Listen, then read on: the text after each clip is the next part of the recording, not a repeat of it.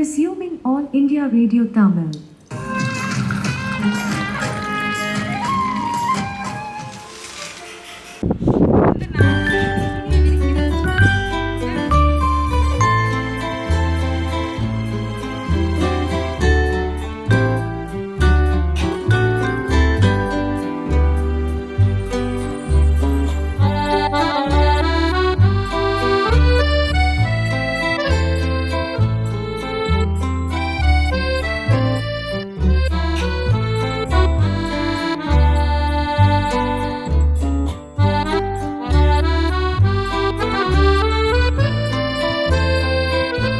Hi friends, welcome back to my channel சமையல்பவன். எல்லோரும் எப்படி இருக்கீங்க? எல்லாருமே சூப்பராக இருக்கீங்கன்னு சொல்லி நம்புகிறேன்.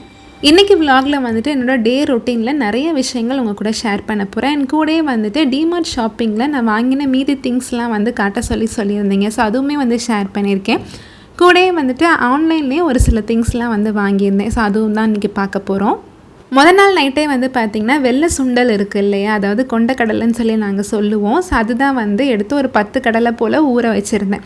இதை வச்சு ஒரு சூப்பரான ஃபேஸ் பேக் வந்து நம்ம போடலாம். இது வந்து வாரத்தில் 2-3 தடவை போட்டிங்க அப்படின்னா உங்களுக்கு ரொம்பவே க்ளோயிங்கான ஒரு ஸ்கின் வந்து கிடைக்கும். நைட்டு ஃபுல்லாக ஊறின சுண்டலை இந்த மாதிரி ஒரு உரசுற கல்லில் நல்லா உரசி எடுத்துக்கிட்டிங்க அப்படின்னா நல்ல பேஸ்ட் மாதிரி கிடச்சிரும்.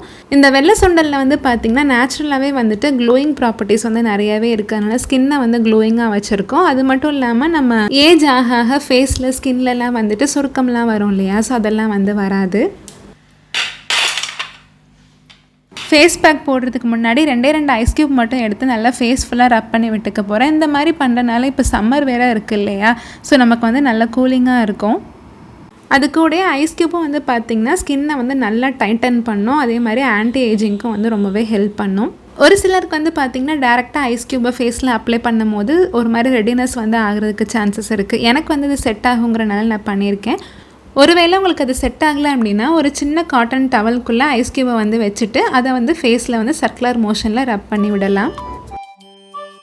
நான் வந்து காலேஜ் படிச்சுட்டு இருந்த டைமில் அப்பப்போ எப்போயாச்சும் ஃபேஸில் வந்துட்டு அங்கன்னு சொல்லி பிம்பிள்ஸ் வந்து வரும். ஸோ அப்போல்லாம் நான் என்ன பண்ணுவேன்னு பார்த்தீங்கன்னா நைட்டு 2 கொண்டக்கடலையை மட்டும் ஊற வச்சுட்டு அடுத்த நாள் காலையில் இதே மாதிரி உரசி பேஸ்ட் பண்ணி போட்டுருவேன். அதுக்கப்புறம் வந்து பார்த்திங்கன்னா ஸ்கின்னும் நல்லா க்ளோ ஆயிரும். அந்த பிம்பிள்ஸும் வந்து ஒரு 2-3 நாளில் அப்படியே போயிடும். அண்ட் ரீசெண்டாக நானும் ஹஸ்பண்டும் ஒரு நல்ல பழக்கம் ஒன்று ஃபாலோ பண்ணிகிட்ருக்கோம். காலையில் எந்திரிச்சதுலேருந்து ஒரு 2 மணி நேரத்துக்கிட்ட ஃபோன் வந்து கையில் எடுக்கவே கூடாது. அப்படின்னு எடுத்தாலும் வாக்கிங் போகிறப்ப பாட்டு கேட்குறதுக்கும் இல்லை யார்ட்டையாவது பேசணுன்னா மட்டும்தான் எடுக்கணும் அப்படின்னு சொல்லிட்டு நீங்களும் முடிஞ்சால் அதை ஃபாலோ பண்ணி பாருங்கள். ரொம்பவே நல்லா இருக்குது ஆக்சுவலாக.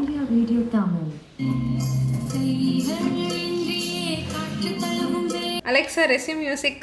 Resuming All India Radio Tamil.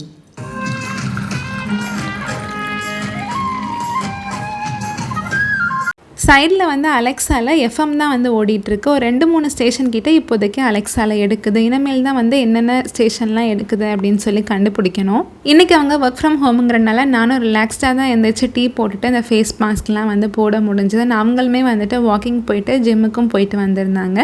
வந்ததுக்கப்புறம் டேரெக்டாக டீ டைம் தான். 2 பேரும் ஒரு 10 நிமிஷம் பேசிக்கிட்டாலே போதும். அந்த நாள் ஃபுல்லாக அவ்வளோ எனர்ஜெட்டிக்காக இருந்த மாதிரி இருக்கும். இதுக்கெலாம் தான் வந்து நான் சொல்கிறேன், மொபைல் ஃபோனை வந்து நம்ம காலையில் எழுந்திரிச்சோன்னே கையில் எடுக்காமல் வீட்டில் இருக்க ஃபேமிலி மெம்பர்ஸ் கூட பேசிட்டு அம்மா அப்பா கூட 4 வார்த்தை ஜாலியாக பேசிட்டு நம்ம ஸ்பெண்ட் பண்ணும் போது அந்த நாள் ஃபுல்லாக வந்து நம்ம எதையுமே மிஸ் பண்ண மாதிரியே இருக்காது. டெய்லியுமே காலையில் ஒரு 7 மணி போல் அம்மா அப்பா 2 பேருக்குமே வந்து கால் பண்ணி பேசிடுவேன்.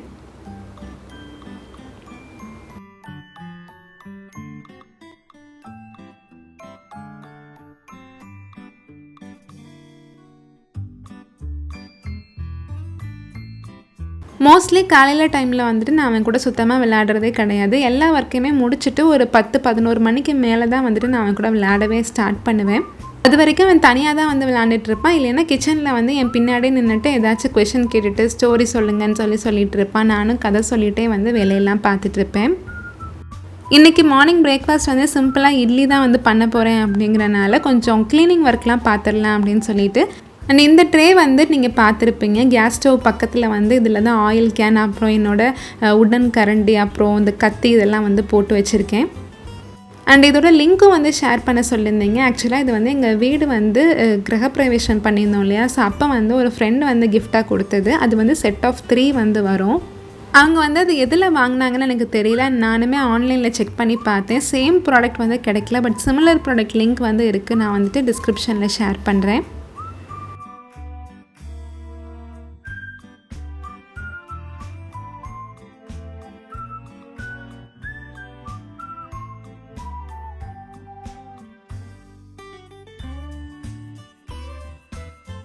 ட்ரேயில் எண்ணெய் பிசுக்கு வந்து ஜாஸ்தியாக இருந்தது. நல்லா ஸ்க்ரப்பு போட்டு தேய்ச்சி பால்கனியில் காய வச்சதுக்கப்புறம் உள்ளே வந்துட்டு இட்லியும் தக்காளி சட்னியும் வந்து பண்ணியிருந்தேன். இட்லி வந்து செம்ம சாஃப்டாக நல்ல பஞ்சு மாதிரி வந்திருந்தது. வீடியோவில் பார்த்தாலே உங்களுக்கு தெரியும்னு சொல்லி நினைக்கிறேன்.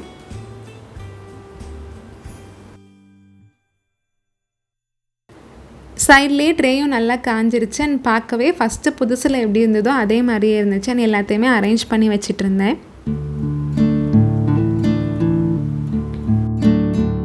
முந்தின நாள் வந்துட்டு சாப்பாடு வடிச்சிருந்தது வந்து பார்த்திங்கன்னா கொஞ்சம் மீதமாகிடுச்சு. நான் எப்போயுமே வந்துட்டு சாதம் வந்து ரொம்ப கரெக்டாக தான் வந்து செய்வேன். லஞ்சுக்கு அதோடு எல்லாமே முடித்து வாஷ் பண்ணி போடுற மாதிரி தான் வந்து செய்வேன். பட் அன்றைக்கி வந்து சடனாக வந்து ஆஃப்டர்நூன் கொஞ்சம் வெளியே போகிற மாதிரி இருந்துச்சுங்கிறனால வெளியவே வந்து சாப்பிட்டுட்டோம். அதனால் அந்த சாதம் வந்து வேஸ்ட் ஆக வேண்டாமேன்னு சொல்லிட்டு வடகம் போட்டுடலான்னு சொல்லி எடுத்து வச்சுருந்தேன்.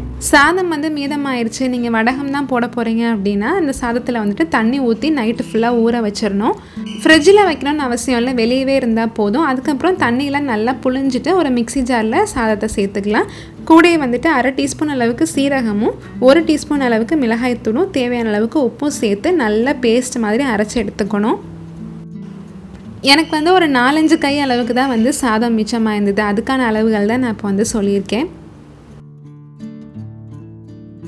நம்ம தண்ணி வந்து எதுவுமே ஊற்றி அரைக்கணும்னு அவசியம் இல்லை. சும்மா நம்ம அரைச்சாலே வந்து இந்த மாதிரி நல்லா கெட்டியாக வந்திருக்கும். ஏன்னா நைட்டு ஃபுல்லாக ஊறி இருக்குங்கிறனால. இது கூட இன்னுமே டேஸ்ட்டாக இருக்கிறதுக்காக ஒரே ஒரு பெரிய வெங்காயத்தை மட்டும் சின்ன சின்னதாக கட் பண்ணி ஆட் பண்ணியிருக்கேன்.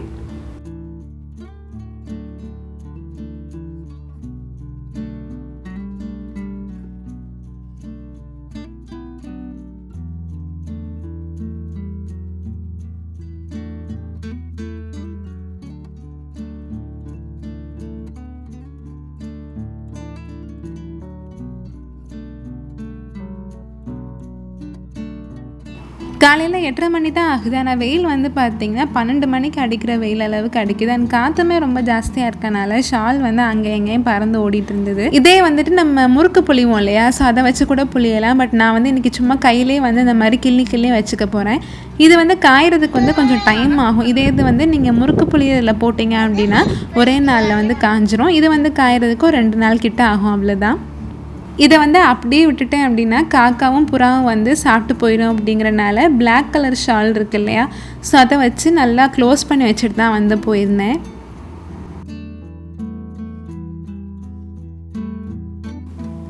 $65 மசாலா மட்டும் எப்போயுமே வீட்டில் வந்து காலியாக ரெடி பண்ணி வச்சுக்குவேன். ஸோ அதுக்கு பண்ணுறதுக்கு முன்னாடி எவ்வளோ காலிஃப்ளவர் இருக்குது அப்படின்னு சொல்லி இன்றைக்கி மெஷர் பண்ணி வச்சுருக்கேன். டீட்டெயிலாக வந்து இந்த ரெசிபியை ஷேர் பண்ணணுங்கிறதுக்காக இன்றைக்கி வந்துட்டு 350 கிராம் அளவுக்கு காலிஃப்ளவர் வந்து இருக்குது.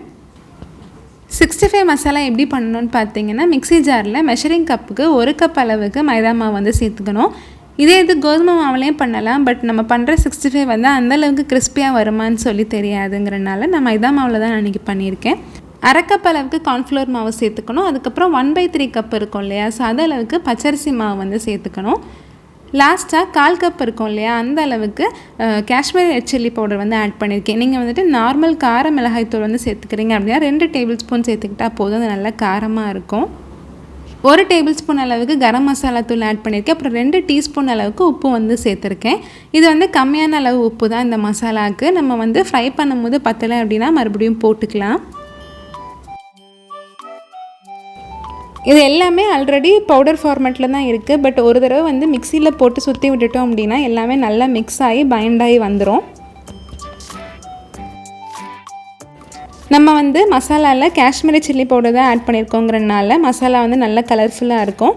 ஒருவேளை உங்களுக்கு காரம் பத்தலைன்னா 1 டேபிள் ஸ்பூன் அளவுக்கு சில்லி பவுடரும் வந்து சேர்த்துக்கலாம். 250 கிராம் காலிஃப்ளவருக்கு வந்துட்டு 2.5 டேபிள் ஸ்பூன் அளவுக்கு இந்த மசாலா வந்து சேர்த்துக்கலாம். என்கிட்ட இன்றைக்கி 350 கிராம் காலிஃப்ளவர் இருக்கனால நான் 3.5 டேபிள் ஸ்பூன் அளவுக்கு சேர்த்துருக்கேன் மசாலா சேர்த்துட்டு நல்லா விரைய வச்சுக்கணும். மீதி உள்ள மசாலா வந்துட்டு ஒரு பாக்ஸில் நல்லா ஏர்டைட்டாக ஸ்டோர் பண்ணி வச்சுக்கலாம். நம்ம ஏற்கனவே காலிஃப்ளவரில் இருக்க புழுலாம் வந்து போகணுங்கிறதுக்காக சுடுதண்ணியில் வந்து கொதிக்க வச்சு தான் வந்து வச்சுருப்போங்கிறனால காலிஃப்ளவரில் ஏற்கனவே ஈரம் இருக்கும். ஸோ அந்த ஈரத்திலே வந்து மசாலாவை பிரட்டி விட்டுக்கலாம். ரொம்ப ட்ரையாக இருந்த மாதிரி இருந்துச்சு அப்படின்னா ஒரு 2 டேபிள் ஸ்பூன் அளவுக்கு தண்ணி வந்து ஆட் பண்ணிக்கலாம். பட் இந்த மாதிரி வந்து மசாலா நல்லா ஒட்டி பிடிக்கணும். ரொம்பவும் தண்ணி ஊற்றிட்டிங்க அப்படின்னா மசாலாலாம் வந்து தனியாக போயிடும். நம்ம எக்ஸிபிஷனில் சாப்பிடுவோம் இல்லையா காலிஃப்ளவர் 65, அதே டேஸ்ட்டில் வந்து கிடைக்கும். கண்டிப்பாக ட்ரை பண்ணி பாருங்கள். அண்ட் இதுலேயுமே வந்து இன்னொன்று வந்து பண்ணலாம், நான் அதுவுமே வந்து சொல்லிடுறேன். ஒரே ஒரு டீஸ்பூன் அளவுக்கு இஞ்சி பூண்டு பேஸ்ட் வந்து ஆட் பண்ணிக்கிட்டோம் அப்படின்னா இன்னுமே நல்ல ஃப்ளேவர்ஃபுல்லாக இருக்கும். சேம் வந்து உருளைக்கிழங்கு நல்லா க்யூபாக கட் பண்ணிவிட்டு அது கொஞ்சம் நேரம் வேக வச்சுட்டு இதே மசாலா போட்டு டீப் ஃப்ரை பண்ணி எடுத்தோம் அப்படின்னா உருளைக்கிழங்கு 65 வந்து ரெடி ஆயிரும். இஞ்சி பூண்டு பேஸ்ட் மட்டும் தேவையான அளவு ஆட் பண்ணிவிட்டு இதே மசாலா போட்டு சிக்கன் 65 கூட பண்ணலாம். செம்ம சாஃப்டாக வந்து வரும். கண்டிப்பாக ட்ரை பண்ணி பாருங்கள்.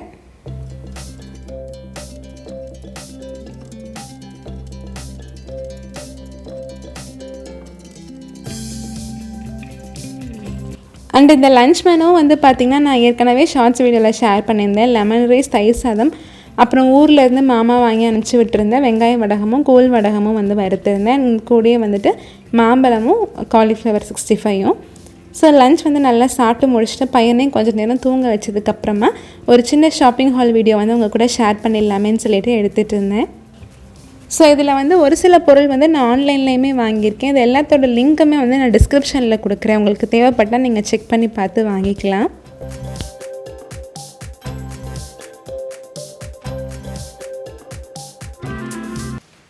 ரீசெண்டாக வந்து டிமார்ட் ஷாப்பிங் போயிருந்தேன்னு சொன்னேன் இல்லையா? ஸோ அங்கே வந்து நிறைய திங்ஸ் கிட்ட வாங்கி இந்த வீடு வந்து டெக்கரேட் பண்ணுறதுக்காக. ஸோ அதெல்லாம் என்னன்னு சொல்லி பார்த்துக்கலாம். அண்ட் கூடயே வந்துட்டு அமேசான்லேயே வந்து ஒரு சில திங்ஸ் வீட்டுக்கு தேவையானது வாங்கியிருந்தேன். ஸோ அதெல்லாம் தான் இப்போ பார்க்க போகிறோம். அண்ட் இது வந்து பார்த்திங்கன்னா சோஃபாவுக்கு வந்து வைப்போம் இல்லையா? ஸோ அந்த பில்லோ தான். இதோட ப்ரைஸ் வந்து 169 ருபீஸ். இது வந்து எப்படி வாங்கினேன்னு பார்த்தீங்கன்னா, ஒருவேளை நம்ம வந்துட்டு இந்த கவர் போடாட்டினாலும் கூட எங்களோட சோஃபா கலருக்கு இது கான்ட்ராஸ்டாக இருக்கணும் அப்படிங்கிறதுனால அந்த பிங்க் அண்ட் பர்பிள் காம்பினேஷனில் இந்த கோல்டன் கலர் டிசைன் வர மாதிரி பார்த்து வாங்கியிருந்தேன். இது வந்து 2 பில்லோ கிட்ட வாங்கியிருந்தேன் 169 ருபீஸ்ன்னு சொல்லிட்டு. அண்ட் இது போடுறதுக்கு வந்து கவர் வந்து பார்த்திங்கன்னா இந்த மாதிரி நல்ல வைப்ரண்ட்டான மல்டி கலர்ஸில் வந்து வாங்கியிருந்தேன். நம்மளை ஃபஸ்ட்லேருந்து பார்த்துட்டு இருந்தீங்கன்னா தெரியும், என்னோடய வீட்டில் வந்துட்டு எல்லா கலர்ஸுமே கொஞ்சம் ப்ரைட்டாக இருக்கணும் அப்படின்னு சொல்லி நினைப்பேன். ஸோ அதே மாதிரி நான் வாங்குற திங்ஸ் எல்லாமே வந்து கொஞ்சம் ப்ரைட்டான கலர்ஸில் தான் இருக்கும். இதில் வந்துட்டு நல்லா அந்த கோல்டன் கலர் டிசைனோட நிறைய கலர்ஸ் வந்து ப்ரைட்டாக இருக்கனால இது வந்து இந்த கவர் வந்து வாங்கியிருந்தேன். இதோட ப்ரைஸ் வந்து பார்த்திங்கன்னா 149 ருபீஸ். இது வந்து 2 பீஸ் கிட்ட வாங்கியிருந்தேன். அண்ட் நிறைய பேர் வந்து ஹோம் டூர் வந்து ஷேர் பண்ண சொல்கிறீங்க. எங்களோட வீடு வந்து நாங்கள் எப்படி வாங்கினோமோ ஜஸ்ட்டு இன்டீரியர் ஒர்க் மட்டும் பண்ணிவிட்டு அப்படியே உள்ளே வந்தது தான். பட் எனக்கு வந்துட்டு வீட்டில் ஒவ்வொரு இடத்தையும் நீட்டாக வந்து டெக்கரேட் பண்ணணுன்னு சொல்லி ஆசை. ஸோ அந்த மாதிரி எல்லாத்தையுமே ஒவ்வொன்றா பண்ணி முடிச்சுட்டு ஒரு கம்ப்ளீட் ஹோம் டூர் வந்து உங்கள் கூட கண்டிப்பாக ஷேர் பண்ணுவேன். அண்ட் அடுத்தது வந்து பார்த்தீங்கன்னா இந்த set of 4 wall decor piece தான் வந்து வாங்கியிருந்தேன். இது வந்துட்டு அமேசானில் தான் வாங்கியிருந்தேன். இதோட வேர்டிங்ஸ் வந்து எனக்கு ரொம்பவே பிடிச்சிருந்தது. அது கூடயே வந்துட்டு இதோட கலர் காம்பினேஷனும் எனக்கு ரொம்ப பிடிச்சிருந்தது. அண்ட் பார்க்குறதுக்கு ரொம்பவே கலர்ஃபுல்லாக இருக்குங்கிறதுக்காக. அண்ட் எனக்கு இதுக்கே பிடிச்சது வந்து பார்த்திங்கன்னா இதுதான் my favourite thing to do in kitchen is to cook அப்படின்னு சொல்லிட்டு. அண்ட் இந்த கோட்ஸும் வந்து பார்த்திங்கன்னா you are what you eat அப்படின்னு சொல்லிட்டு ஹெல்த்தியாக சாப்பிட்டோம் அப்படின்னா நம்ம வந்து ஹெல்த்தியாக இருக்க முடியும் அப்படிங்கிறத வந்து சொல்கிற மாதிரி இருந்தது.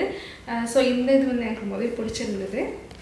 அண்ட் இது கூட இந்த பிங்க் கலர் போர்டு வந்து பார்த்திங்கன்னா people who loves to eat are always the best பீப்புள்னு சொல்லி எழுதியிருக்கோம். ஸோ அதுவுமே வந்து எனக்கு ரொம்ப பிடிச்சிருந்தது. அண்ட் இந்த எல்லோ போர்டில் வந்துட்டு பான் அப்படைட்னு சொல்லி இருந்தது. இந்த எல்லோ கலர் வந்து எனக்கு ரொம்பவே வைப்ரண்ட்டாக இருந்தது. அண்ட் என் கிச்சனுமே வந்து பார்த்திங்கன்னா நல்லா எல்லோ கலரில் தான் இருக்குங்கிறனால ஸோ அது அந்த கலர் காம்பினேஷனில் வந்து சூஸ் பண்ணி வாங்கிக்கிட்டேன்.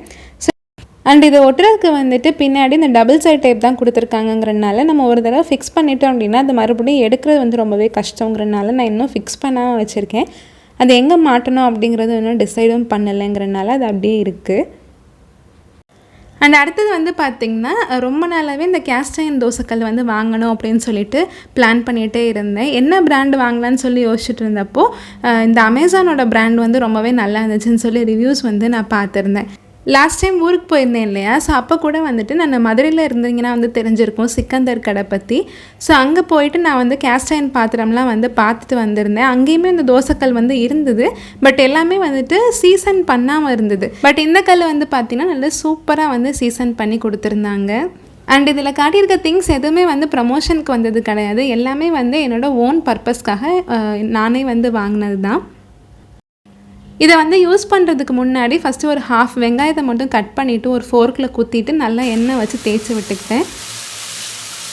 சிலர் வந்து வெங்காயத்தை போட்டு நல்லா வதக்கணும்னு சொல்லுவாங்க. அது வந்து கடாயாக இருந்துச்சுன்னா இப்படி பண்ணலாம். தோசைக்கல்லில் வந்து நம்ம வெங்காயத்தை வதக்க முடியாது இல்லையா? ஸோ நல்லா இந்த மாதிரி வெங்காயத்தை வந்து பாதியாக கட் பண்ணி ஃபுல்லாக தேய்ச்சி விட்டோம் அப்படின்னா இந்த வெங்காயம் வந்து நல்லா பிளாக் கலரில் ஆயிரும். அந்த மாதிரி நம்ம தேய்க்கும் போது கல் ரொம்பவே ஹீட் ஆயிரும் இல்லையா? ஸோ மறுபடியும் தண்ணி தெளித்து தேய்ச்சி விட்டுட்டு தோசை வந்து ஊற்றியிருந்தேன். ஃபஸ்ட்டு தோசை வந்து கொஞ்சம் சின்னதாக தான் ஊற்றியிருந்தேன். செகண்ட் தோசை வந்து பார்த்திங்கன்னா நல்லா பெருசாக ஊற்றியிருந்தேன்.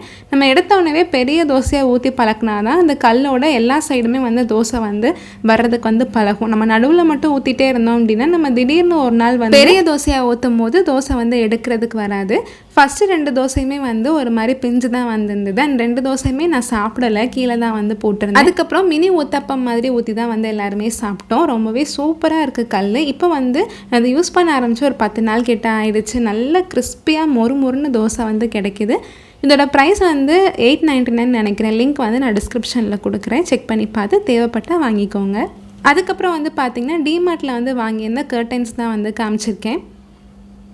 மாஸ்டர் பெட்ரூமில் வந்து பார்த்திங்கன்னா பெரிய விண்டோ வந்து இருக்கும். ஸோ அங்கே வந்துட்டு பிளாக் அவுட் கர்டைன் வந்து போட்டிருக்கோம். ஏன்னா வெளிச்சம் வந்து ரொம்ப ஜாஸ்தியாக வருங்கிறனால.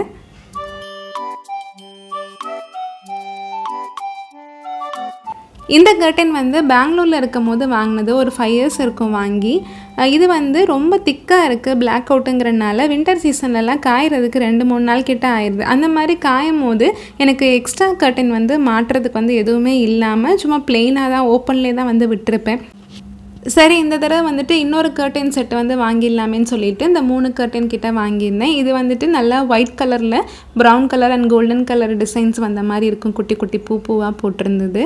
அண்ட் இது வந்து பார்த்திங்கன்னா பிளாக் அவுட் கிடையாது. ஒரு கர்டைன் வந்து பார்த்திங்கன்னா 349 rupees. நல்லாவே குவாலிட்டியாக இருக்குது.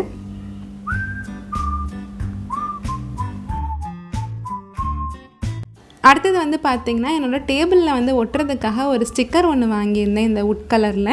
அண்ட் ரீசெண்டாக வந்து நிறைய வீடியோஸில் வந்து நீங்கள் பார்த்துருப்பீங்க டேபிளோட கலர் வந்து மாறி இருக்கும். அண்ட் இதுக்கு முன்னாடி இந்த டேபிள் வந்து இந்த கலரில் தான் வந்து இருந்துச்சு. அண்ட் இந்த கலர் வந்து எனக்கு சுத்தமாக பிடிக்கல. வீடே வந்து கொஞ்சம் டார்க் ஆகிற மாதிரி இருந்தது. ஆல்ரெடி வந்து நம்ம சோஃபா கலருமே வந்து பார்த்திங்கன்னா கொஞ்சம் டார்க் கலராக தான் இருக்கும். சோஃபா கலர் வந்து டார்க்காக சூஸ் பண்ணதுக்கு ரீசன் வந்து பார்த்திங்கன்னா அழுக்கு வந்து தெரியாமல் இருக்கும். இதே இது லைட் கலர்ஸ்லாம் போட்டோம் அப்படின்னா பையன் வந்து சில நேரம் ஸ்கெட்ச் வச்சு விளையாடும் போது அங்கங்கே வந்து பேட்சாக வந்து ஆக்கிடுறான். பட் இந்த சோஃபாவில் வந்து அந்த மாதிரி ஆகுறது எதுவுமே வந்து தெரியறதில்ல.